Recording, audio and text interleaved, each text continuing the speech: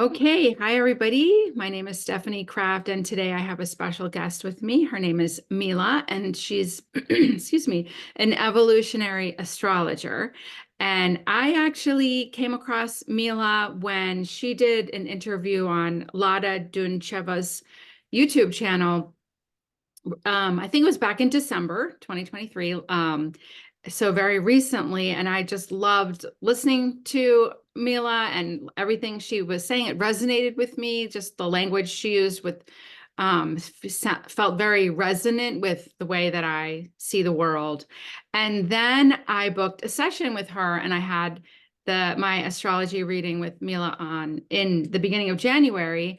And while we did the session, well, first of all, I should say during the session, she was like reading my soul, and I couldn't believe the trajectory of my soul and this lifetime. And it was so mind-blowing to me just listening to you talk about my chart and my life. I hadn't told her anything about myself, just zero, nothing. And she just went ahead and read my astrology natal chart, as if she understood everything that I had been through in my life, my upbringing, my worldview, and everywhere that I was heading in my life. So after the session, a friend texted me and said, "Hey, Stephanie, I'm watching your interview on Next Level Soul podcast." And I didn't even know it was out yet. And I said, "Oh my God, wait a second. I need to check that video out and see what I said." So when I watched that, it was so fascinating to me because I literally had just ended the session with Mila, and then I went straight to watch the video. And in that interview, I talked a lot about my life, my upbringing, everything I had been through, and what I'm about now. And it was as if every single word I said in that interview was exactly what Mila had just said in my reading, which blew my mind even more because, how could she know all of that? And she just said all that. So then I sent her an email and I said, "Check this out. This is validation for you."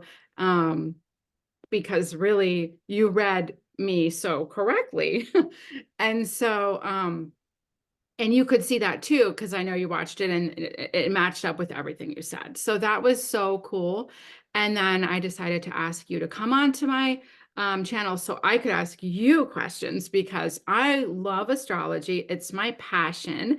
And I'm an astrologer too, but I am a beginner. I call myself a beginner and I really just read natal charts. But it's an interest. I want to talk to you as we get into it a little bit more about, your ideas after you introduce yourself in a minute. Later on, I want to get into what you think about people who are astrologers or study astrology in this lifetime.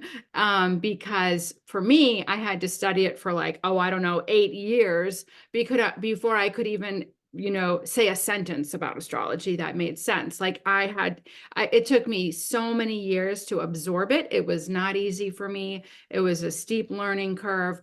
I do not feel like I was an astrologer in a past life. I have always felt like I'm preparing to be an astrologer in a future life. Not that I want to have another future life on Earth, but just the feeling has been like, oh, I'm prepared. This is hard. This is not easy. So I always think when people like you come around who get it so quickly, so deeply, and I've seen a couple other people like that, it's in my mind, it feels like you must have been an astrologer in past lives. But anyway, we'll talk about that later. First, tell us a little bit about yourself and your journey into astrology and into evolutionary astrology.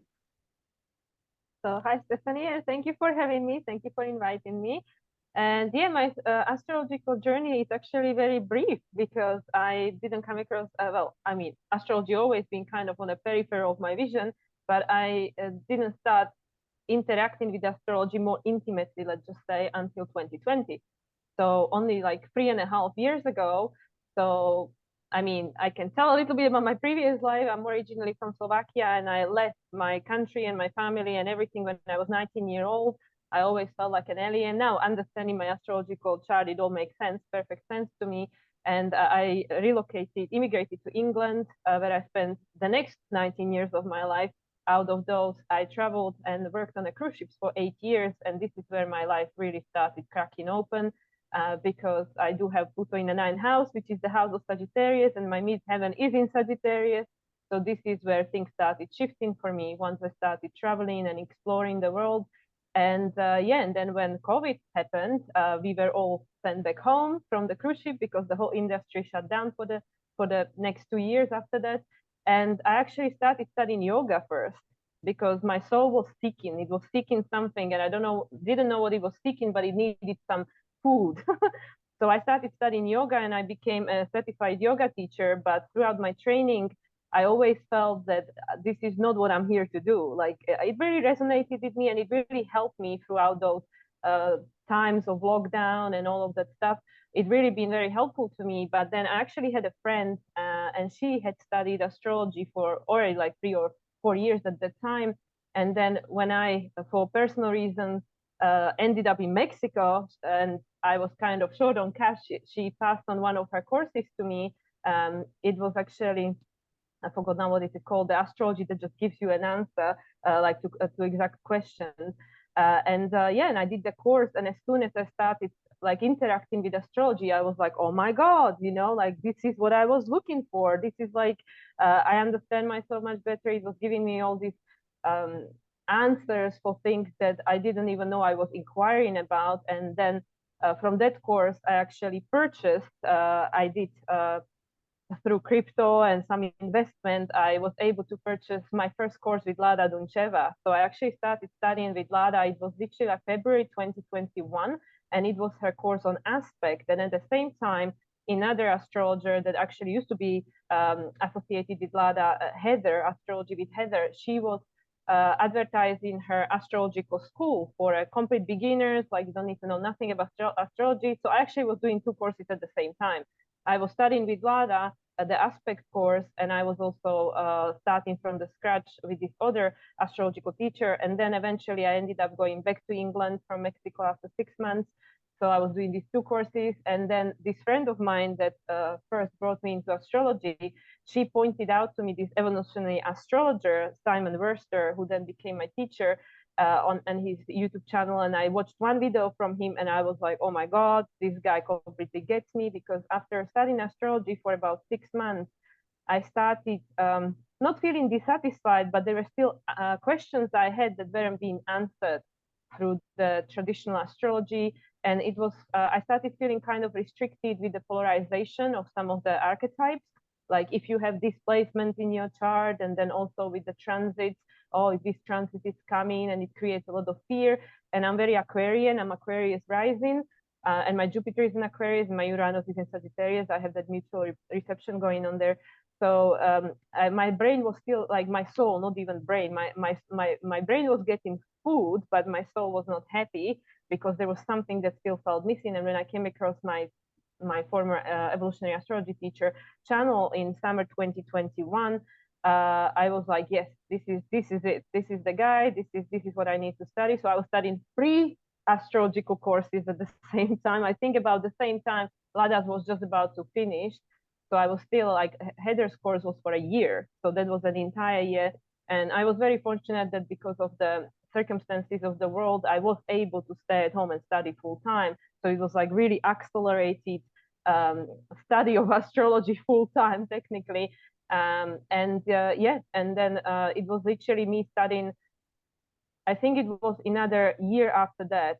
Yeah, because I started studying astrology in 2021. It wasn't until fall 2022 when things started clicking. So I was getting all this information, but things weren't still clicking for me. Like I did other courses with my teacher. It was not related to astrology. It was called Awaken Your Inner Truth. So it was more about you reconnecting to yourself, getting to know yourself better, and understanding the program and what is really playing out in our life and what's going on here. And that really, really helped me, because rather than just focusing on astrology, I was actually focusing on who I was, and astrology was going on at the same time for me. And then a lot of things happened in between. But then in fall 2022, I don't know exactly what was going on astrologically, because at the time I wasn't so focused on astrology to the detail as I am now. And there was some transit, and literally one day I woke up and I just could read the chart. I don't know exactly what was happening in the sky, but it was just so weird. And prior to that, I was walking home and I was listening to this one channel on YouTube, which offers short channeled messages from Arcturians, ascended masters, and all these kind of things. And I know in one of the channels they said that there are all these beings and like higher beings, like from higher dimension, that at the time that we are at right now as a humanity, transformative times, they are available to work through us to support the humanity through this transition. But we need to open ourselves up to we need to give permission to receive, because we have a free will. And I remember I was going to my, at the time, dead end job, and I was feeling miserable. I was in England, it was fall, so it was like miserable weather. And I remember saying, yeah, I'll do it. Yeah, I have nothing else going on in my life, I'll do it, no problem. And yeah, and then, like I said, right after, literally within very short period of time, there was some transit going on in the sky. Something got hit in my chart, and I woke up and I could read charts, and I was like, whoa, this is weird. But I couldn't read the charts necessarily from the logical point of view. It was like the chart was talking to me, even like talk. And this is how I read charts now. Like, it's not so much about the database in my brain, which of course is important for the communication, but the chart literally speak to me. Like, I start looking at the chart and I start getting fast downloads with regards to what this represents. And it's like, I don't hear voices. I'm not clairaudient, but I'm claircognizant. And literally I have the whole picture very quickly downloaded. And then I just need to find a way to interpret it, which is what the astrology helps me with, the wording, the vocabulary. So I'm technically an astrological channel. So, and yeah, to answer your question, I 100% believe that I was an astrologer in a past life, because for me, ever since astrology came into my life on that intimate level, I felt I was remembering, not learning, which is why everybody was blown away that I had become a professional astrologer like less than 3 years since astrology first entered my life. And I was like, but I really didn't feel that it was anything new. Evolutionary astrology was a new lens, because evolutionary astrology is very young. It's only been downloaded in 70s, around the same time as Chiron was discovered, 1977. So evolutionary astrology was exciting for me, because I'm pretty sure I must have been an astrologer or astronomer in past lives. And actually I got it confirmed throughout my Akash. But evolutionary astrology is a new tool for the times we are living it right now, with Pluto in Aquarius age. And that's why my soul got excited. And now that channeling is becoming more present in my life, my soul is very excited, because like, oh, this is a new twist to it. This is a new way to grow. So this is a long-winded way of answering your question. Oh my gosh. I'm just blown away by that. It is so amazing to me. It is coming from someone like me. Like I said, it took me so many years. I definitely it was a new language for me. It's not from a past life where I really had to study hard, and I still do. And so I really can feel the difference between someone like me and versus someone like you, where you really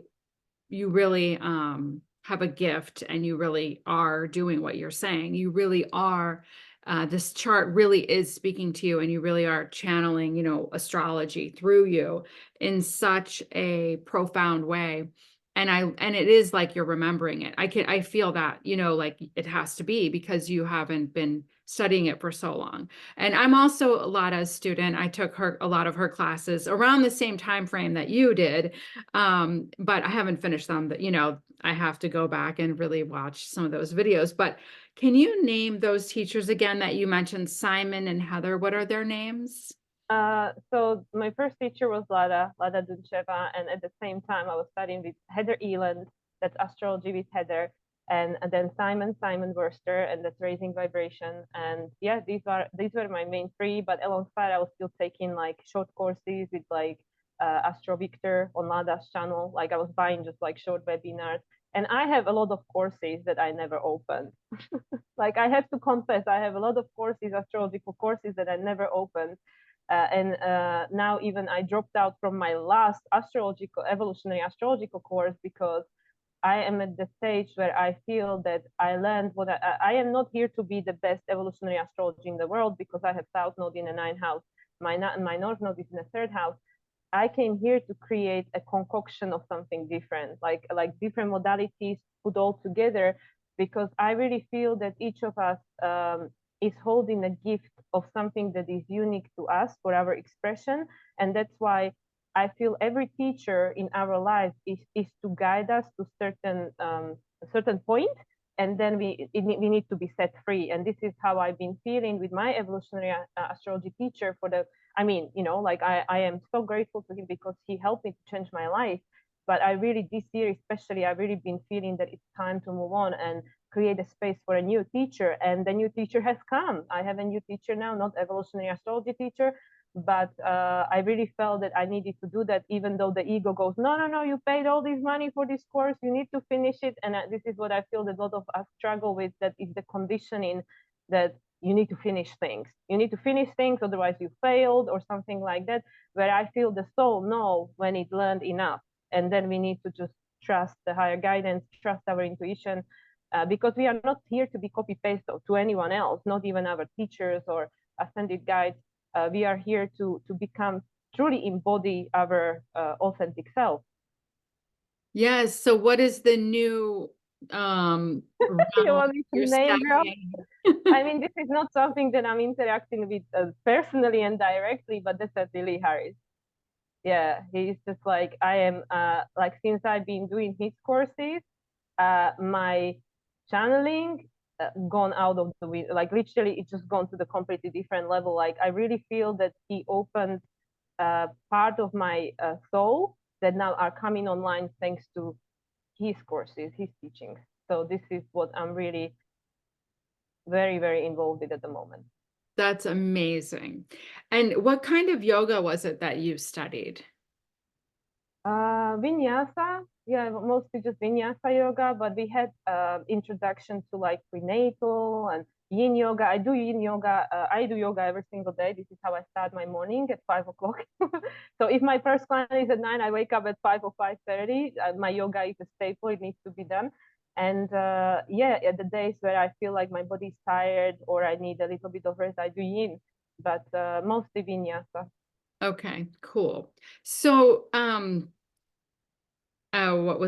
interesting that you said your South Node is in the ninth house. My North Node is in the ninth house. So that all makes a lot of sense about what we just talked about. So can you talk to us about what evolutionary astrology is? Well, I can give my understanding because I'm sure there are the exact definition of what it should be, but I am a big rebel. I don't go by definitions or labels. So for me, evolutionary astrology represents a tool that is helping people to step into their self-empowerment, because it's like when we listen to channels, and I know you know it for yourself because you're very intuitive and you work with these energies. There is something that is being like a veil is being lifted from the part of ourselves that's gone to sleep. So I really feel that evolutionary astrology, just like any other tool, whether it's the Reiki, whether it's channeling, whether it's whatever it is, we have so many tools available, and they all becoming coming online right now at this time because they, it's needed, that are helping us to reconnect with our soul, because this is, it's not directly related to what is evolutionary astrology, but I feel it's related from my understanding. The Aquarius age and this Pluto transit through Aquarius, as many people very likely are aware, that Pluto now is in Aquarius. It will be there for 20 years until 2044, but it will go once more into Capricorn from September 1st till November 19th, just for the eclipses. We can't miss that one.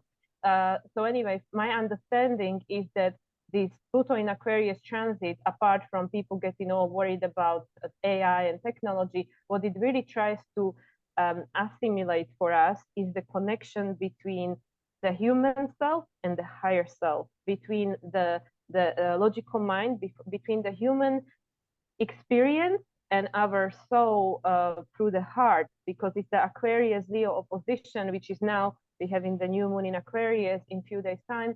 And this is what I really feel, this is my understanding, and I feel very strongly about this, that Aquarius age actually is not about I mean, technology is a part of it, but that's not what it is about. It's about the connection between the two, because until this point we had it separate, because we lost the connection with our soul. So most of the humans, for many generations, many lifetimes, we lived in disconnection from our higher self. So for example, you are born and you have this human experience, and for most people, they are not connected to their intuition, to their higher self, to all of this. Oh, then when we are in a spirit form, we have all that, but we don't have a human experience, because we don't have this avatar with all these beautiful gifts that represents for us. So I really feel the age of Aquarius and Pluto in Aquarius, like properly kick-starting it now. This is what it is about. It's about creating the human 2.0, not the one that we are hearing and reading about, but the human 2.0, which is the two-in-one. So it's the human self and it's the higher self in two-in-one. So through our connection to our higher self, through our heart, which is the Leo archetype, we will be able to experience life in a very different way, because there will be no disconnection. There will be the wholeness. So evolutionary astrology, yes, it's an astrology that allows you to understand the path of your soul. It's understanding you to, okay, what my soul is working on, what is the evolutionary potential. There is still potential, because I even say to all my clients, especially the ones that are very traditionally astrologically savvy, because they have a lot of fear. They have a lot of fear about, like I said, all these polarizations and all these fatalistic predictions and stuff. And I always say to everyone, you are the creator of your reality. Your chart is it's kind of a potential. Yes, it is a blueprint to understand, to help you understand where you came from, but it is not a death sentence. It is not the holy grail. It is not set in a stone. So this is where I always try to give the power back to the person, that at the end of the day, you have a free will, you decide, and nobody can interfere with that. And this is what I really feel evolutionary astrology is offering to us. Now, is it going to be around? Is it going to be needed in 20 years? I don't know. This is something I cannot answer, but I think it's very, just like human design, it's a very important tool, and it is to help people to reconnect with the soul, which is exactly what is guiding us to this new awareness, a new experience as a human, conscious human, that is co-creating consciously with the connection to our higher self. So this is what I feel evolutionary astrology truly represents from my interpretation, not saying this is the universal truth. This is how I understand it. Right. And Pluto is one of the main planets that's looked at within evolutionary astrology, right? Like it shows a lot of the evolution of that soul, correct? Yes, because Pluto is the soul desire for incarnation. So the way I was being explained that through my teacher and through my learning evolutionary astrology is that we are like Neptune, like the ocean. You know, we are all connected. So when we look at the ocean and it's a calm day, then it's like there are no waves. It's just quiet. It's all together. Then there is like weather conditions and whatever, we can see all these waves that create a shape, and then they go back into the ocean. So each of these waves, that's us as incarnate. So the ocean is that us being part of the source.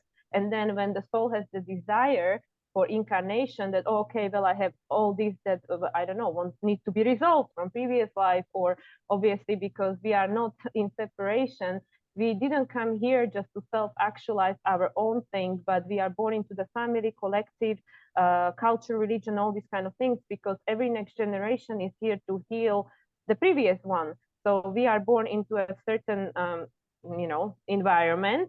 We choose our parents, we choose everything, like from the as you know, because you do the in-between lifetime thing. So you know that the soul decides, it chooses everything. And then we are born to, yes, do our own thing, like as a soul, like we came here to self-actualize, we came here to resolve things from our potentially past lives, or whatever the soul wants to experience that hasn't experienced yet. But at the same time, simultaneously, because soul are not thinking linearly like us, like, oh, I need to have this one goal to get to this one top of my job, career, whatever. Like soul, this is not like that. Like soul is multidimensional. So at the same time, we also resolving our ancestor trauma, inner childhood healing, past life wounding, all that kind of stuff. and imprint of the collective wounding. So going back to the Pluto question, Pluto is the sole desire for incarnation. So each of us has Pluto somewhere. The house where the Pluto is the karma. That's what Pluto came here to do, and the sign is how Pluto is going to navigate all that. And also, usually people have multiple things because, as you know, you saw in your chart, usually when Pluto is in a house, it's a certain sign, but the house might be ruled by the sign before. Because usually, you know, like from the house system we use for evolutionary astrology, porphyry, which is angular system, just like Placidus, but a little bit different. It's very likely that you're going to have multiple signs in one house. So this is where there are multiple things that the soul is working on. And then, of course, we have to see what is the rule of the house, what is the rule of Pluto, what are the aspects there. That's why I don't like making interpretation with singular information. So, for example, and I put a boundary about this on my YouTube channel very, very early on, where people would start asking me personal question about the personal chart, and I'm like, I cannot give you interpretation without seeing the whole chart because it's out of context, and it could mean million different things. And yeah, so the Pluto is the sole desire for incarnation, which is multidimensional. It is not just like, oh yeah, I came here to resolve this one conflict I have with my ex or something. You know, it's like so many different things. And right now, to expand on that, right now, again, my understanding and from the channeling I received is that we are living at the time where everything is closing. All the previous karma, everything is on an accelerated path. So it really is, even though for many people this might not seem and feel like, it is a privilege to be alive right now, because this is a time where we can literally close all the previous cycles and start a fresh new one, where the old karma, whether it's of the soul itself, ancestor, or collective, is not going to be passed on into the next cycle of human evolution. So you don't have to be reborn next, I don't know how many lifetimes, to work on this one thing, like or to correct this one thing that is, you know, has been unresolved through the family bloodline for centuries or whatever. Now we really live in a time where everything can be done very quickly. And I'm sure for yourself, because you're intuitive, you can see the instant manifestation is real. Like, people are sometimes blown away that they thinking, like, literally, I was walking, it's crazy, this is a personal experience. I was walking on the street listening to Lee Harris, and the conversation with Aziz, and the person interviewing them was asking about the exit points. And I literally just thought to myself while listening, like, oh, I wonder when was my last exit point. And I almost got hit by a car. Literally a split second later, I almost got hit by a car. I was like, be careful what you thinking and wishing and believing, because we are literally living in a times where manifestation is becoming instant, and the time between when we want something and when we can have it, positive or negative, it's getting very small. The gap is getting small. So this is why it is so exciting to be alive right now, despite the challenges we are facing and will be facing. And evolutionary astrology and the rest of tools available are helping people to reconnect with them, with their soul, step into their power, so they don't have to be afraid. So they don't have to be afraid. They can just observe, because the heart doesn't polarize it. It's the brain, and the brain is the ego, which is not negative. It's trying to protect us. It tries to keep us alive, but it's making decisions based on past because it's the database of the past, for which we are grateful. It stops us from crossing the road where there is a car, right? But when it comes to where we're heading as a human collective, we need to look beyond. We need to look beyond, which is what the heart is going to help us with, because it's going to connect us to the higher realm. Right. Wow. So amazing. So, this was one of the very first books I ever bought on astrology, which I think is so interesting because this is by an evolutionary astrologer, Jeffrey Wolf Green. And I have always intuitively known Pluto is like it, you know, and I've known about this soul evolution and stuff. So even though I haven't, maybe some of the teachers are that I've studied under are evolutionary astrologers, but it hasn't been like the main topic of what I've studied. So, and you mentioned something earlier about how, you know, in traditional astrology, people have a fear-based ideas about aspects or planets or transits. And I just wanted to touch, say a little something about that, because I've been having Pluto opposite my sun, which is at 29 degrees Cancer. And we have, like you said, Pluto's going to go back into Capricorn, 29 degrees from September 1st to November 19th. So I'll have that little bit more of that opposition. But for the most part, I've experienced it already for the past, I don't know, year and a half or so, however long it's been. And I think people feel it maybe 1 year prior, when, 1 degree before, maybe 28 degrees Capricorn, it might have started to affect me. But the thing is that I had been so anxious about this transit, because people were like, oh, Pluto opposite the sun, it's so hard and terrible. But I also heard one line, which was what I embodied, which was, you can use that time to be in your power. And so Exactly. even though some horrible things have happened, maybe not, maybe one of them, I'm not going to go into anything that has happened, but one of my absolute biggest, worst nightmares did happen. And then a bunch of other stuff happened. But honestly, I can look back at this entire transit and say, it really wasn't bad. And that's because I was in my power, and I transmuted things very quickly. I was aware of the transit, so I was prepared, mentally, emotionally. And I just wanted to say it because, people do have a lot of fear. I've noticed that it's very hard. It's important how you phrase things for people when you're talking about transits, because they go right into fear. But really, it shouldn't be that, because every experience we have is about learning and growth and evolution and developing who we are. And if we didn't have any of these hard aspects or transits, we would not develop into the wonderful people that we are. And so we need them. We need them, kind of like how, coal turns into diamonds through all of that tumbling or whatever the process is. But it's through shaping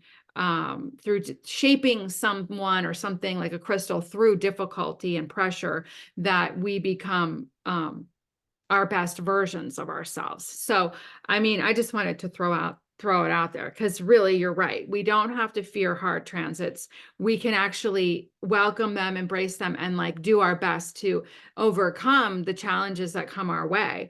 And yeah. So you mentioned porphyry. I know you used that when you did the reading for me, and I've never looked into porphyry.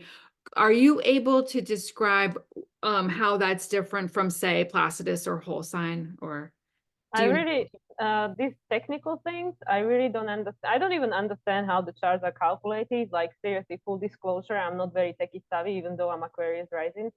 But this is what we were being advised to use. My teacher said that this is the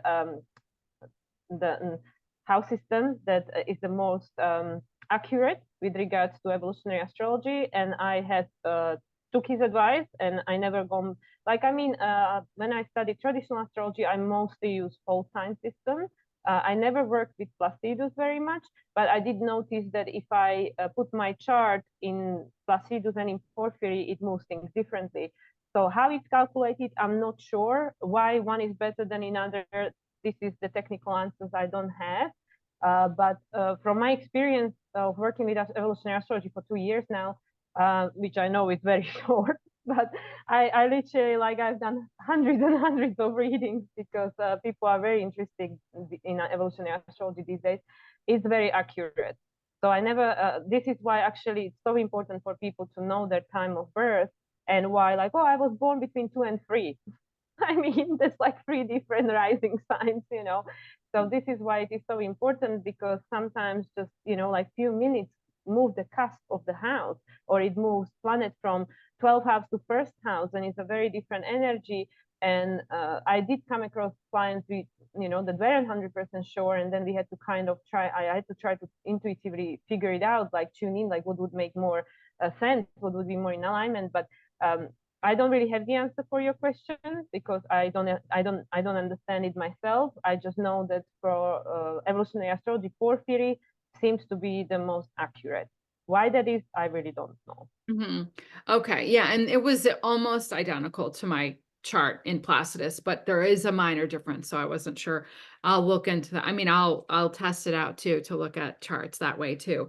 But when so I know that you are special, unique in the fact that when you look at a chart, the chart is speaking to you and you're channeling, and it's like a whole different experience. But let's say for anybody in general, when someone's looking at, when an evolutionary astrologer is going to look at a chart, what are they first drawn to? What are they going to be looking at, like as the first top three, maybe, you know, things like Pluto, North Node, what, or things like that? Well, there actually is a step-by-step process that should be followed when reading chart in evolutionary astrology way. So always we are advised to look at Pluto first because it's a soul's desire for incarnation, and Pluto is connected to generations as well, because Pluto is the slowest moving planet, so it stays in one sign for the longest, longer than any other planet, I mean. And then is the nodes, the lunar nodes, the south node and north node. For evolutionary astrology, we were advised to use the true node, not the mean node. I don't know again what is the difference in calculations, but that's the one we use, the true node. And so we go from Pluto to then south node because it's where the south is, the soul is coming from, and the ruler of the south node, and then the north node and ruler of the north node. But I don't I don't follow that because every time I try to, and I even notice that I observe myself when I record my YouTube video, when I engage my logical brain, that's why I always have to have my transits and everything written down, because my intuition kicks in once I let it go. So once I let go of all the logical stuff, then my intuition truly takes over, which is why sometimes I make a mistake when I make my astrological video, because when I'm channeling, my brain is not focused on the details and definitions. So I know that last time I said something like, "Oh, Saturn in Capricorn" or something, and I was like, "What?" But this is, I feel, what's also teaching me to let go of the perfectionista problem that most of us were conditioned to have. That, oh, if it's not perfect, don't even bother. But going back to your question, there is a step-by-step process. There are multiple ways of, like, people can go from house to house. You know, first house is ruled by this sign. Where is the ruler? So try to understand the theme. Then second house, third house. So people can go around the chart and just pierce together the houses. And then by the time they get to the 12th house, they will see that there is a certain theme. The other way would be to study the Pluto, the nodes, and then I believe you go from the planet to planet. So like Sun, Moon, Mercury, Venus, like how close they are to Sun. I think so, but when I actually try to read the chart that way, my brain would just shut down. Like literally, there would be like I couldn't go any further. Like I would get so frustrated with myself. So I usually just look at the chart and I try to tune in and see what speaks to me, where I should start. And that's why I try to start with Pluto, and normally I do. But then sometimes I might be going in completely different rabbit holes. Sometimes I will go like there is a stellium. Sometimes I don't know why this planet speaks to me or whatever. And because the way I do readings, I get a download about something and then I look for it because I'm like, what? Why? And it even happened when I'm doing my astrological forecast, where energy of the planet or an archetype comes to my consciousness, and then I'm like, why am I supposed to talk about that? And then I just keep talking, and then it makes sense. Then eventually it makes sense why I was led in that direction. So I learned not to question myself. I learned to go with it. Whatever I'm supposed to say, I just, you know, I'm just the bridge. I'm just the bridge. I don't question things anymore. But there is a step-by-step process that people can follow. However, the last course that I've taken with my teacher, which he's going through his own, Pluto square, Neptune square, his own process, and he himself started using an intuitive approach.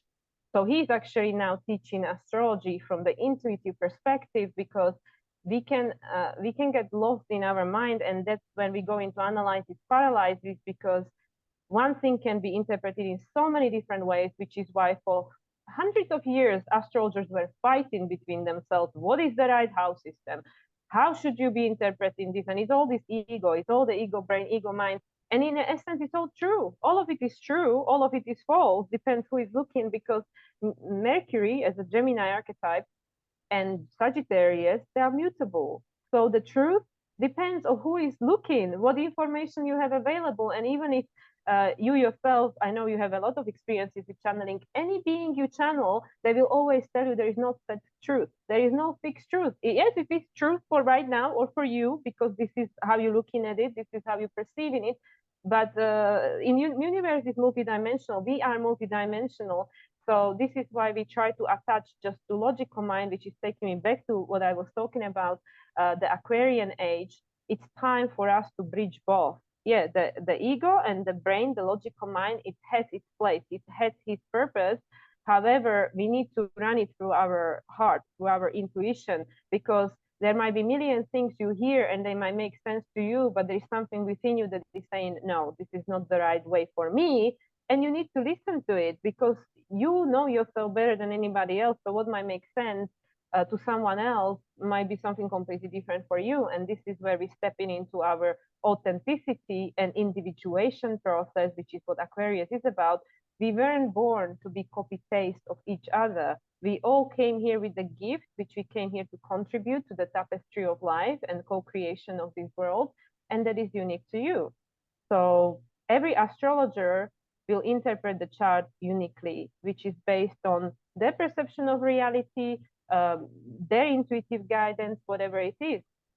And all of it is correct. It's just focusing on different things, which is why when people ask me like how the chart changes when you use different house systems and planets move from one house to another and all the rest of it, because it focuses on a different area of your life, because we are multidimensional beings. Exactly. We can resonate with, you know, Venus in this 12th house or Venus in the first house if it's very close to the ascendant, for example, and we want to look at both. We can actually resonate with more than one thing, like you said, because we're multidimensional. We're not just one thing, we're dynamic. And we have a variety of experiences as a soul and in this lifetime that, you know, lend itself to, yeah, I could be like that and I could be like that too. So that's why studying more than one system or looking at different systems is, I think, is good, because then it broadens us and allows us to see bigger pictures, more variety, which still applies. It doesn't mean one is right or wrong, one is wrong. But, you know, something that I do is I do energy healing. So I offer a service where it's energy healing with astrology. So I don't look at the chart and the astrology is at the end. So I'll go through the entire, and it's over the phone. So I can't see the person and I'm just, you know, we're doing the session and I'm tuning into the soul. And so, and the person, the soul and the person. And then throughout the session, I'm receiving so much astrological information, but not only astrological, but just, you know, a person, you know, about the soul, about the person. And then, and I say a lot of what I'm getting, right? Like I share, this is what I'm getting about you, or I'll channel their higher self. And then I'll say near the end, okay, let's move over to the astrology part of the, and then I'll open up the chart and I'll say, oh my God, like and you see it in the chart, you have this, and I said this, and this, and it all is exactly matching. Exactly. And I love that. I've never heard of anybody doing that. And I just invented this, you know, methodology, and it turned out it's turning out to be so interesting. And I think also validating for the client, because they know I'm not looking at it. And then we actually hop onto Zoom and look at it together for the first time. And then I'm astonished. I'm like, oh my God, I just said that, you know, and you have this, and I'll explain it all. So it's fascinating. And like one of them I did recently, like the words Pluto kept going through. And I told her, I was like, do you know anything about your Pluto, or do you know what you have in Scorpio or whatever? And so we went over to the chart later, and it was like a lot of stuff in Scorpio, a lot, you know, it was all Pluto themed in her chart, like significantly. And I was like, oh my God, that's so crazy, because I was hearing Pluto the whole time, that it was very important and prominent for her. So, anyway, what else? So I want to ask you about 2024. I know you talked about Pluto and Aquarius, and that is, I know, from 2024 to 2044.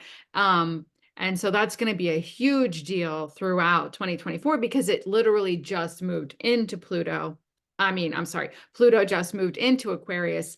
It did touch in the spring of 2023, so we did get a taste of it, but now it moved in to Aquarius for a longer period of time in 2024. So in 2024, it'll be mostly in Aquarius. So we are all already feeling that shift. And I'm sure everybody feels it, whether they know it or not, because it's a much lighter energy and it's just very different. But in addition to that, you can surely talk about Pluto, but what else would you say about the year 2024 astrologically? Well, I mean, astrologically and channel wise and all the rest of it, this is the pivotal year because it's the letting go of the Capricorn and entering a completely uncharted territory. So Pluto has been, and well, had been, but is going back into Capricorn once more since 2008. So Capricorn is a very grounded energy, and this is actually a side note which I wanted to just hop on quickly with what you said previously about this new approach to astrology. I feel this is why people just need to understand the basics and really learn to understand the archetypes, because everything is about archetypes, and then just trust yourself, because we are getting more and more attuned to our intuition. So like I said, the brain is limited by the past because it only knows what it was fed, just like your computer. Whatever you program into it, your computer will, give you back, right? But this is the difference. This is, I feel, the age we enter into, which is exactly confirming, what I've been saying about the mind and the heart connection. That's how you do your healings as well, is this intuition, and then you go, okay, let's find a logical explanation for it. But you already know everything anyway, because we all getting connected to the everything there is. So we just download it. But with regards to Pluto in 2024, and yes, it's going to be in Aquarius for the majority of the year. For most of us, well, depending where you are in the world, it will re-enter Capricorn, retrograde back into a Capricorn on the 1st or 2nd of September, and it will remain there until 19th of November. So it will be there for the eclipses. I believe it's right around the new full moon in Taurus or something like that, when it's going to I know there was this Taurus theme when Pluto is going to re-enter back into Aquarius. But what is really important to understand about Pluto and this year is that throughout 2023, and this is something that evolutionary astrologers were really focused on, throughout the entire 2023, Pluto was squaring the node. So Pluto was what we call the skip step. If there is a planet squaring the lunar nodes, the south and the north node, we call it skip step. And this is something that was underdeveloped previously in the previous lifetimes or something. So it's something that the soul needs to focus on in order to get where it wants to go. Like whether it's to work more on the past dynamics or focus more about future, whatever it is that the soul is working on. So for us collectively, as a human collective, Pluto was squaring the nodes the entire 2023. For the half of the year, the nodes were still in Taurus and Scorpio. Scorpio is ruled by Pluto. It's part of the Pluto archetype, the big three, 8th house Pluto Scorpio. So it was pointing to the Scorpio because the resolution node is always the one to the left because the nodes move in the opposite direction. So we look at the one Pluto made a conjunction to last. So resolution node to Pluto squaring the nodes, because there must be a resolution how we resolving this square, it was the south node at the time in Scorpio ruled by Pluto, or modern ruler. As a modern ruler, Mars as a traditional ruler, but in evolutionary astrology, we work with the modern rulers. So what does this mean? South node in Scorpio. Well, the past that is holding us back is in this disempowerment, this fear, this what we are afraid of, which is this like death, like we're not gonna survive, like this is how it's been, the Taurus, which is this like, oh, well, this is the tangible evidence that this is what we do in order to survive. So in this Scorpio was this, if you want to go past it, if you want to go past just the Taurus, but also aspect of that is that you need to trust yourself. We need to face our fears. We need to see what it is that is enabling us to move further. So with regards to the collective, what it is that is enabling us moving further, which is what people keep saying, well, if we don't learn from our history, we're bound to repeat the history, which is what we can see collectively in the entire world. The history is repeating itself. There is nothing new under the sun. Yeah, the details are different and we are different beings because humanity evolved. But what we are experiencing, there is nothing new under the sun. It all already happened. So this south node resolution in Scorpio was telling us that, well, we need to resolve this us repressing aspects of ourselves, which are hiding in the shadow because we don't want to deal with it, because we are ashamed, guilty, like, oh, this shouldn't exist. Which actually I wanted to hop on previously, what you were saying about these things that shouldn't be here, all this resistance, when you said that, oh, you having the Sun Pluto opposition and a lot of people would get scared. And yes, it's exactly, it's an opportunity to step into your self-empowerment, but also the thing with the evolutionary planets, Uranus, Neptune, Pluto, they are not personal planets. They do what they need to do. They just going ahead. They're not going to hold our hands and say, are you ready? Like Venus and Mercury would do. These guys are like, this is what we're here for. So, tough love thing. And the biggest suffering is when people resist it, because majority of people, they know what needs to change. From the intuitive guidance, they know if something is not in alignment, but a lot of us were conditioned not to trust ourselves and to trust someone else, which is what creates diseases, because it's a complete disconnection. So going back to Pluto pointing to the Scorpio is pointing to the shadows of the humanity that were unresolved, because we are in resistance, because we don't want to see them, because we say this shouldn't be happening, it shouldn't be existing. But once people start thinking multidimensionally about our reality and understanding what is actually going on here, we'll have to accept that universe makes no mistake. There are no mistakes. Nothing is happening by mistake, coincidence, or at random. So everything that's happening on this planet has a meaning and purpose. And I know this could be very triggering to someone, but if we accept that everything that's happening, whether it's in our personal life or our communities or collective experience, has a meaning and purpose, when we accept and we can change it. If we resist it and say this shouldn't be happening, this is awful, and put labels onto it, all this polarity, then we cannot do nothing, because we just go, this shouldn't exist, we don't want to look at it, that's it, and then that's why it doesn't get resolved. And it's also the shadow aspects of ourselves, which is why we keep attracting situations, people that will keep triggering us, because they will mirror it back to us. So going back to Pluto, in 2023, Pluto was squaring the South Node in Scorpio until July 17th, which is when the node shifted at the full moon in Cancer. Full moon, it was a new moon in Cancer, new moon, which was the seeding of the new who we are, like our identity. And the South Node as a resolution node then moving to Libra, which is, yes, our relationship, the other, where did we externalize our power for these thousands, hundreds, if not thousands of years, because we were being brought to believe that there is someone more important than us that we need to look up to, that will tell us how to live our life. But that's why we have the Capricorn and Cancer. If we externalize the power to the external authority, we will always feel like children. So this someone will always tell us how to live our life, which, for people who are still fortunate to have their parents alive, when we go to visit our parents, they try to put us in a box of who we were when we were children, and try to tell us how to live out. Not everyone, but a lot of people are having this experience because this is what Capricorn does. It tries to keep us safe and protected. Of course, every sign has a polarity at the moment, because we live in a planet of polarity, so higher and lower vibration. So once the node moved into the sign of Libra, and Pluto was squaring the South Node in Libra literally until the new moon in Capricorn, which was on January 11th this year, 2024, it's pointing to us that in order for us to go forward, because Pluto was ending at the time, was still in Capricorn, was ending its stint in Capricorn, which is this 15-year transit that's been happening since 2008, during which time a lot of things were dug out to the surface of our consciousness, whether individually and collectively. So we had the opportunity to see what is preventing us from going further, and it's pointing to the Libra. Libra is, of course, also about justice, where we can see, well, there is not much justice going on right here. It's not like we live in a society where things are equal, right? So this is what Pluto was pointing towards. And then ever since, each lunation, we had different planets squaring the nodes. The Leo full moon, it was Mars-Mercury conjunction, and now it's going to be Venus for this new moon in Aquarius. So what 2024 represents, and this is the end of it. This is the end of it because Pluto is mostly in Aquarius. It's been Capricorn since 2008, which was the economic crisis, if I believe correctly.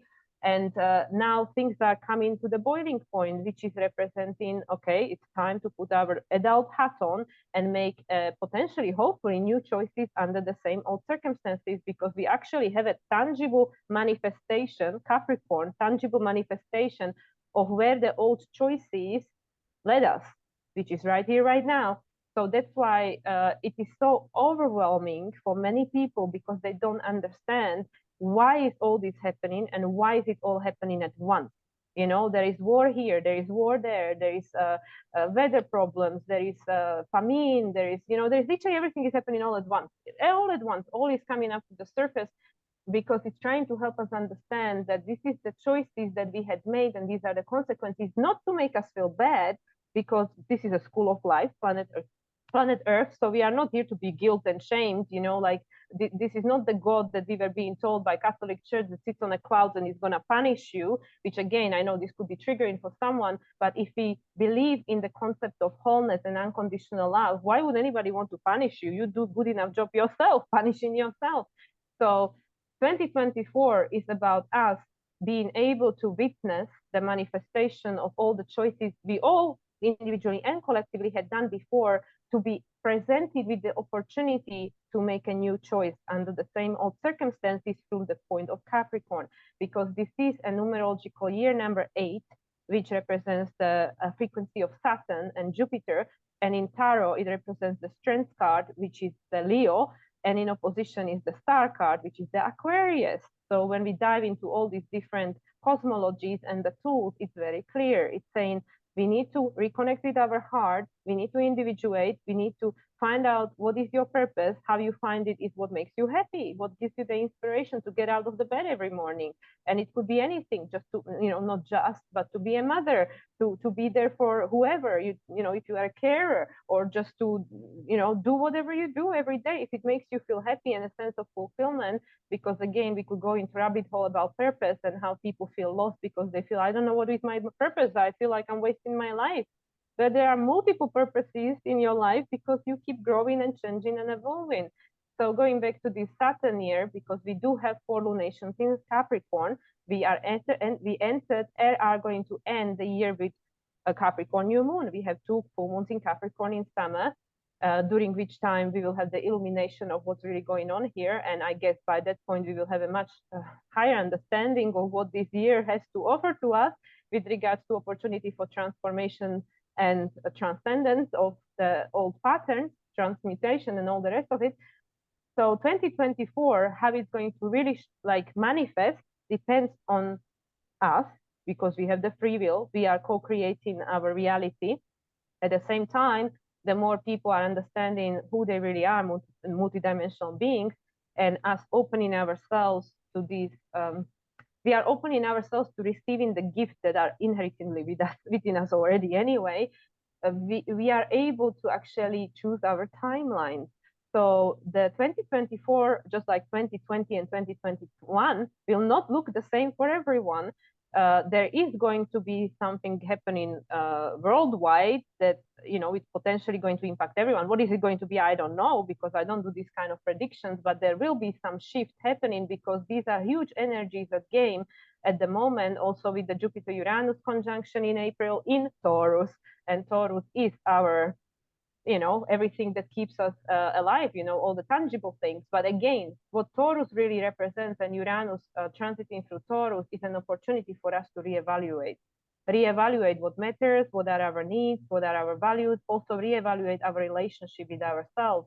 Because the time of us playing humble and going like, oh, I can't do it, you do it, you know, I'm not good enough, all this is not gonna fly in an age of Aquarius. Aquarius is like, okay, you believe that? Okay, your wish is my command, instant manifestation, bam. You know, so this is what I mean. This is Uranus, this is Aquarius, this is Pluto. Like, universe loves us unconditionally, but not from the human perspective. Not from the human perspective. Even that's why a lot of channelers will say, when they channel beings, they say, well, use your discernment, use your own inner guidance, ask your own personal guides for support, because all these beings are not in a physical form having a human experience, which is different, because we are here in a 3-dimensional reality, even though we are traveling through all different dimensions at the same time because of our multidimensional aspects.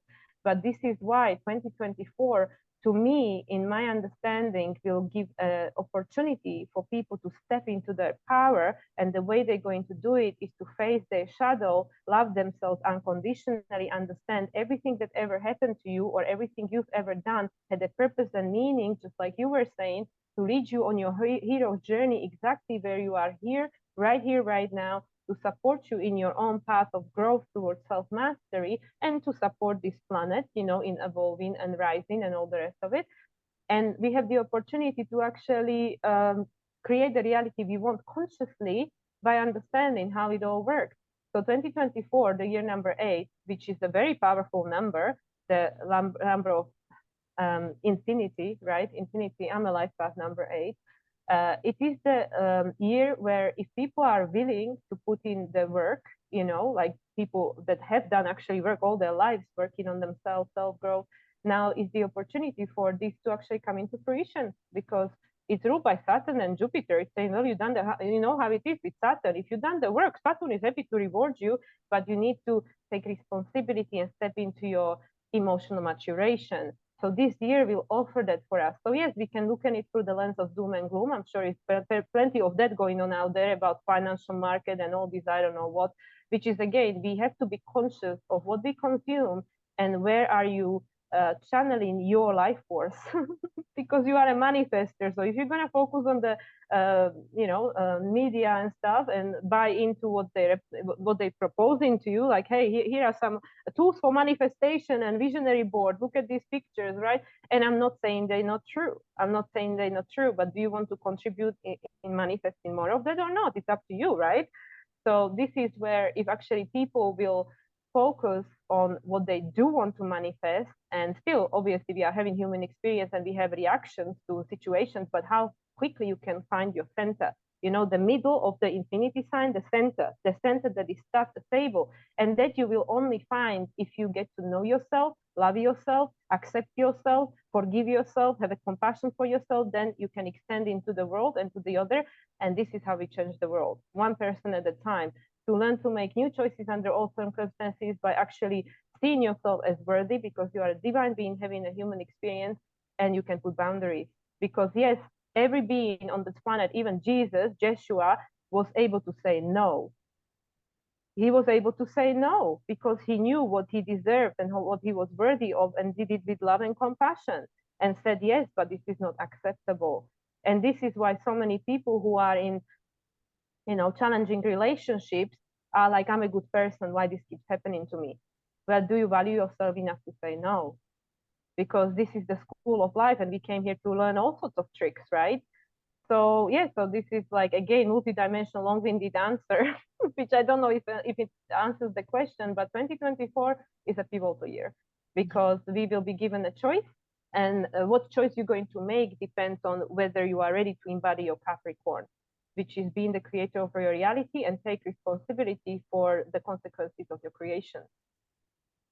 Yes. So, and you touched on this. The last thing I wanted to ask you about was the Jupiter Uranus conjunction in Taurus. And you did just talk about it a little bit, but what else would you say about that? And how long do you think we will feel the effects of that? Well, we're already feeling it. We've been feeling it for some time because Jupiter was actually very close to Uranus during the new moon in Leo in August, when Venus was retrograde, and Venus is the ruler of both Jupiter and Uranus. So during last summer, which I'm sure people can go back to and remember, because it was the time where for many of us we were reevaluating, because Venus going retrograde as the ruler of the South Node, which is the resolution node. Many of us were evaluated. Is this relationship right for me? Am I happy? Is this job right for me? Am I being seen? Am I being understood? Can I be authentic? Because this is all Leo quality. It's all connected to your purpose. It's all connected to your inner child. So you might have had a meltdown and kicking a fuss and going, I work too much. Why do I never get a time off? Or why do I never get a break? It's the inner child, right? So Jupiter Uranus were very close to one another at that time, but then Uranus went retrograde at the end of August, and then Jupiter went retrograde at the beginning of September. Now everybody is direct. So we've been already feeling this. Why we've been feeling it? Because this entire time, since July 2023, when the node shifted from Taurus in Scorpio, so the North Node prior to that was in Taurus, and the ruler was Venus. This was again North Node, where we heading. You need to learn to love yourself. You need to change your relationship towards yourself, because we know, and I know that from literally doing hundreds of readings by now, the number one issue, unhealed wounding that we all carry is this self-loathing, lack of self-worth, like feeling inferior, feeling we're not good enough, feeling we don't deserve, like feeling like small. You know, there is all this inferior ego at play, which is because our ancestors were decreased to that, because they were being they lost the connection to their soul because of the externalization to their power, whether to church, whether to government, whether to king, whether to gurus. It doesn't matter who it was, because all these things just represent archetypes, represent opportunities for self-growth. Just like you said, you know, it's all an opportunity for self-growth. That's what we came here to do as you know, embodiment of the spirit. So with the Jupiter-Uranus conjunction, and the last one happened in Aries, I believe it was like on like 0 or 1 degree or something crazy. It was very early degree, about, was it 2010 or 2012? It was like 12 or 14 years ago. I wasn't into astrology back then, so I don't have all the dates, but Jupiter makes conjunction approximately every 12 years. So it was roughly about 2012, I think. But I know they conjuncted in Aries, which is a new beginning. Now they conjuncted in Taurus, and Taurus is again this North Node in Taurus. How much do you trust yourself? Do you believe that if somebody, external person or institution, whatever, takes everything you own, everything you have, they will take it away from you? Do you believe that you can survive? Do you trust yourself that you can recreate your life all over again? Because the seed of creation is actually within you. It's always been. So this is where I feel that the story of the Jupiter, because Jupiter is the storyteller, is the belief system, is the perception of reality, and Uranus has been in Taurus since 2018. So what has been showing up in your reality since 2018, and then collective reality with all the crises, market crises, resources, financial crisis, all Taurus, right? Everything that we need for survival. And this is, as I said, you know, minutes ago, it's helping us to reevaluate. It's helping us to reevaluate the times we're living in and whether this all still holds a meaning. Like, is this really how we want to keep living for the next, I don't know how long?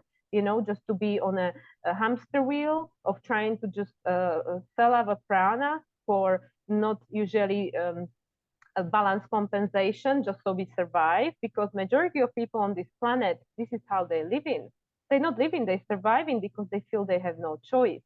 So there is no really a justice in a collective consciousness, because we were being told that, well, if there are rich people, then somebody has to be poor. Why? Because this is the story we collectively adopted. This is the story. This is the Jupiter. So Jupiter now coming into closing, because it's in closing phase, it's closing to Uranus. They're going to have a conjunction on April 20th, right after the eclipses and right before the full moon in Scorpio, which is on the 23rd, right before my birthday. So anyway, either way, this conjunction is going to close that cycle. It's going to close the cycle of us. I mean, it's going to be whatever you decide, because Jupiter expands everything it touches. So if we believe, if we think, because we are manifestors, let's remember, if I believe that, oh yeah, you know, there's no way I can survive if this happens to me, then maybe it will, because you are a manifestor. Maybe we'll create it, and then universe will go, okay, well, let's test that theory. You know, I'm not saying this what will happen. For some people, it will be, oh yeah, I know I can do it. I know I can trust myself. Yes, I'm gonna create that. I have a vision. I have a vision. And then bam, Jupiter-Uranus conjunction. Uranus expect the unexpected. There is no separation between time and space. Uranus is far beyond Saturn, so it's not visible to our human consciousness. It's going beyond. Yes, you know, things might happen instantly, whatever it will be, because, you know, as unlimited being, we try, just like, you know, Dr. Joe Dispenza teaches, you, you know, if you try to create something from the dense point of view, you know, like you creating the same reality based on being the same person, right? If you don't change, if you don't grow, you'll keep creating the same reality. We need to become a different version of ourselves, which is, again, going back to this Taurus and Jupiter in Taurus. What is the belief system you hold about yourself? So if I believe I can't do it, and if I believe that I'm just small, you know, whatever kind of person, this is where I came from, this is what all happened to me, all these stories, which, yes, they were part of our journey, but they're not who you are. That's not who you are. It's just part of your journey. It's just part of the identity that you are creating here while you're here in this avatar, and then you're gonna leave it behind, and you're gonna take the growth, the experience, the memory, the all that, those tools that we accumulate in here. So again, going with this Taurus and Jupiter, Jupiter is helping us to understand what is the story you tell to yourself about yourself and about your survival and about what you can and can't create. And then when it's going to conjunct Uranus, it's like, okay, this cycle is now ending. So based on this new cycle that's going to begin, and then Jupiter is going to move into Gemini. What is Gemini? Gemini is multidimensionality. It's everything, right? Gemini is the messenger. It was the one that could travel from gods all the way to underworld, from the mythic mythology, Greek mythology, right? So Gemini is not just your communication, and Gemini is how we identify reality. And now, as we are approaching new moon in Aquarius, what is today? Wednesday. On Monday, Mercury conjunct Pluto. So Mercury is now having a new cycle beginning between itself and Pluto in Aquarius, which is what we call the new phase conjunction. They already conjunct, but they're in the new phase.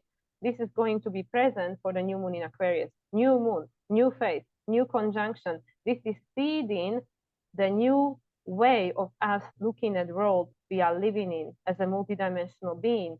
So once Jupiter moves into the sign of Gemini, it's saying whatever you learn and whatever story you decided to adopt about yourself and your tangible reality, Taurus, now you have the choice. What do you want to make out of it? Because in Gemini, Jupiter in Gemini, technically, like Sagittarius and Gemini, they're opposing each other.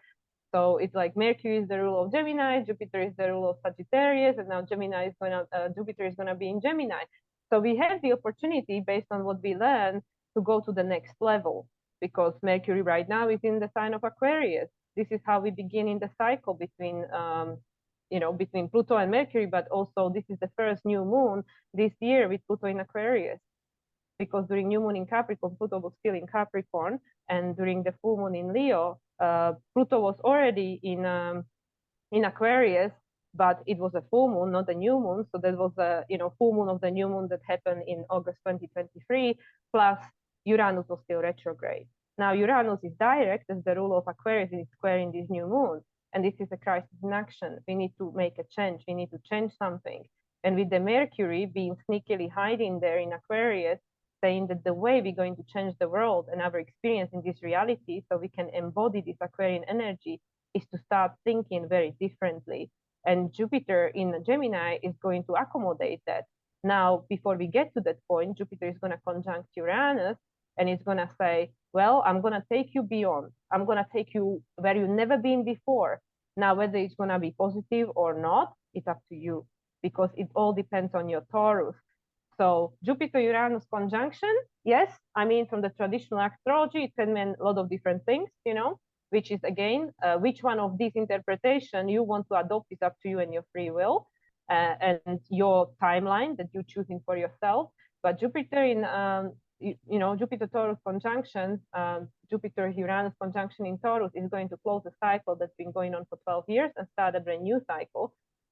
And what this cycle is going to represent for you personally depends how you see yourself, how you trust yourself, and how do you believe in yourself and your ability to create what you need and have your needs met, and also whether you value yourself enough to be receiving to actually attract into your life, because do you feel worthy or not? Which is why we go back to this South Node in Scorpio that was there, and now South Node in Libra. Do we externalize our power because we don't want to deal with ourselves and our shadow, and we feel that we don't deserve? Or what is it?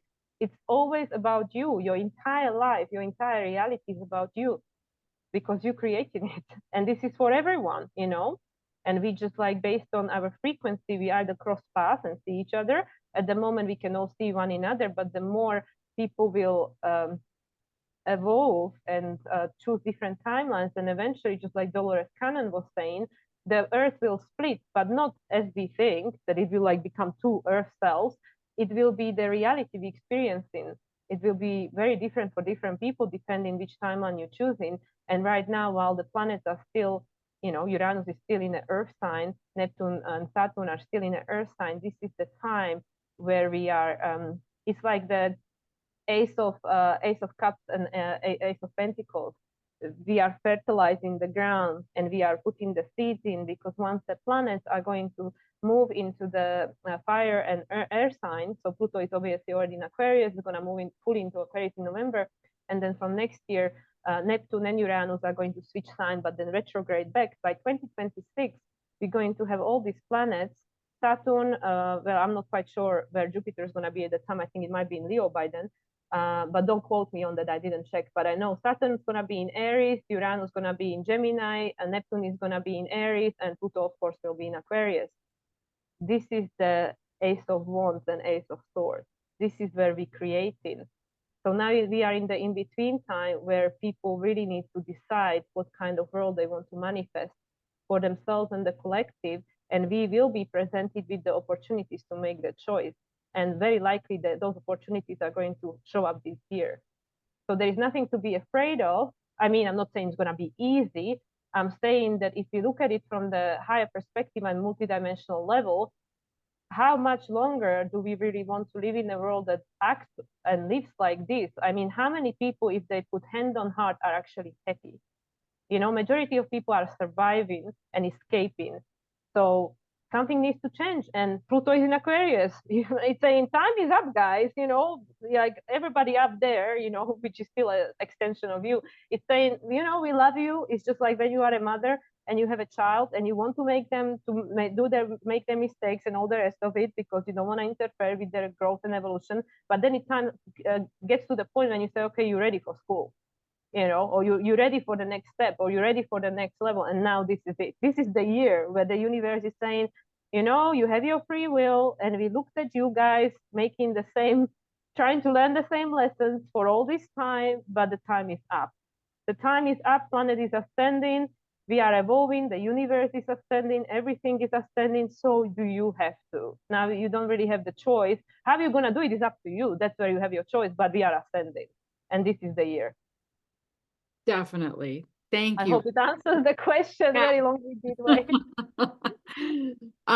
So Mila, this has been so fascinating. So can you tell everybody what you do, what your services are, where to find you, all of that? Well, I'm on technically almost all the social medias. I'm not on TikTok, but I am on Facebook, Instagram. I am on YouTube. I have my own YouTube channel where I post videos every single week. I usually put my astrological forecast out before the end of the week, and also what I created, my practical application of astrology, where I actually started now including a channeled message at the end of it. And yeah, with regards to my services, I have a website, www.moonlightsoul369.com. Actually, my handle for my social media, all of them is at moonlightsoul369. And on my website, I have all the services that I offer listed. This is all based on evolutionary astrology principles, but most of it is channeled. So I don't always stick to the definitions, as I just said. And yeah, there is about 1 month waiting time at the moment. So just to make people aware, I don't have any more appointments available for February. And yeah, if people want to connect, that's where they can find me or contact me from my social media. And I highly recommend astrology readings with Mila. It was really phenomenal when I had mine. Can you tell us about the 369? I don't know. This is just something that, but I know that it's a number of the universe, and it's also, I think, Tesla used 369. But I was just being even the title for my business was just given to me. It was just given to me, and when I had my reading, my Akashic reading, and my channeling session private for me, that's what I was being confirmed. They said that you were being given this name for a reason. So this is one of the things where I don't question it. I just was guided to choose this. And yeah, I know that 369 is to do with the universe, with the universal frequency. And I know it's to do with Tesla. And all in all, I really just look at the numbers. 3 is the Jupiter. 6 is the balance, you know, is that something that wants to be balanced. Also, like I'm always thinking about 6 of Pentacles, which is the card of giving and receiving, which is like paying off the karma. And the 9 is the last human number, is the closing of the cycles. And then you have the ascended number, you know, the 11, 22, 33. So I don't know. When put it all together, I think we are on a path of rapid expansion where we close in all the previous cycles. The karma is being paid off. and let's just go and create a different reality for everyone. I think that's true because we're moving out of the age of Pisces and into the age of Aquarius. So all of that makes so much sense. Really, everything you said today makes so much sense for entering that new age. So thank you so much for coming on and talking to us today. It was so enlightening. I'm sure people are going to get so much out of everything you said. And is there anything else you want to share before we say goodbye? I just want to say thank you. I want to say thank you for inviting me and having the opportunity to share some of my, I mean, I don't even know what to call it because it's not necessarily coming from my head, but to share what comes through. And yeah, I just wanted, I just want to put a disclaimer that I know that a lot of people have sometimes an issue with me speaking too fast, but I cannot moderate the speed of the channeling, let's just say. So this is something that I just wanted to add as a side note. And technically, if you have a reading with me, you get what you see. So this is what Yes, it is. it's true. That's true. You do speak quickly during the reading, but it's fine because it's recorded and you can always go back. And I think it's a sign of your genius that you speak so quickly. I haven't seen your chart, so I don't know if you have. I know one of the signs of genius is like Uranus conjunct Moon, for example, but I don't know your chart, but I think it's a good sign that you speak so quickly because it's all coming through you. It's all very intuitive. And also for people, you can always click on the settings and Yeah. then choose like 0.75 speed if you want to slow it down. I tend to speed things up, not you, but but other things I go all the way up to like 1.5 speed because I have Gemini rising. So I'm about like, let me see how much information I can absorb, every single day as much as possible. And in order to do that, let's speed everything up. So I, so I'm weird like that, but I know some other people are like that too. But if anybody wants to slow you down, they can always do that too and take it in and listen again and again because you share so much. It's so, like I said, enlightening. It's honestly enlightening information. And really, I think just by listening to you, people will expand their consciousness. Like I really believe that. And that's why I wanted to have you on because my channel is all about like the evolution of souls and consciousness, and that's what you're all about. And even though I've never had an astrologer on my channel before, my audience is all about what I'm about. So I'm thinking like it's going to hopefully send a lot of people your way, but also get people thinking about astrology more and also interested in it, but also, just like I said, expand the consciousness and feel more enlightened from hearing you speak. So thank you, Mila. Thank you so much, Stephanie, and thank you everybody for listening. And yeah, just stand in your power. That's really what it is. Yes, stand in your power. Pluto in Aquarius is all about power for the people, power within the people. And I'm going to put all of Mila's contact information is in the description box. So you can just find all of her links there. So, okay, thanks everybody for listening. Thank Bye. you. Bye. Bye.